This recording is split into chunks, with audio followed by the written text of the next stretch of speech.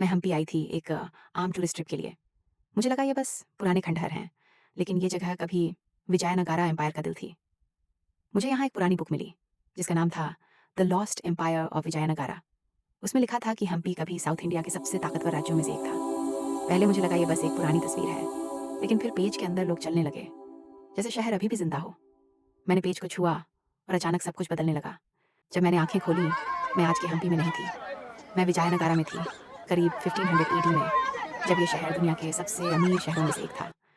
एक स्थानीय औरत मेरे पास आई और मेरे कंधों पर स्कार्फ डाल दिया। मुझे लगा जैसे वो पहले से जानती थी कि मैं यहाँ की नहीं हूँ। बाजार बहुत भरा हुआ था। मौसम की भाषा समझ नहीं आ रही थी, लेकिन वहाँ की एनर्जी कमाल की थी। फिर मैंने देखा हीरे सड़क के बाजार में बिक रहे थे। सच में हीरे खुले में रखे थे, जैसे कोई आम सामान हो। मैंने एक व्यापारी से कुछ लेने की कोशिश की, लेकिन मेरे पास इस दुनिया के काम की कोई चीज़ नहीं थी। वो हंसा, मुझे एक छोटी थैली दी और मुझे लगा जैसे अब मैं यहाँ मेहमान हूँ। फिर मैं विटाला टेम्पल के अंदर गई, जहाँ पत्थर के खंभों से आवाज़ निकलती थी। मुझे यकीन नहीं हुआ, ये लोग पत्थर से संगीत बना रहे थे। मुझे लगा हम्पी बस एक छोटा सा खंडहर इलाका है, लेकिन असल में ये पूरी घाटी एक बहुत बड़ा शहर थी, जहाँ शायद 3 लाख से 5 लाख लोग रहते थे।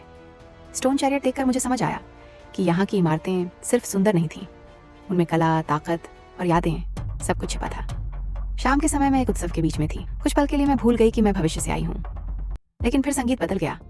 लोगों की मुस्कान गायब हो गई। बुक में एक साल लिखा था, 1565।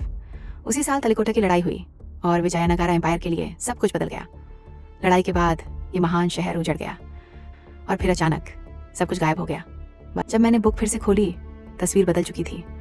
पुराने शहर के अंदर अब मैं खुद थी, जैसे मैं कभी वापस आई ही नहीं। अब मुझे समझ नहीं आ रहा, मैं बुक पढ़ रही थी या बुक मुझे पढ़ रही थी।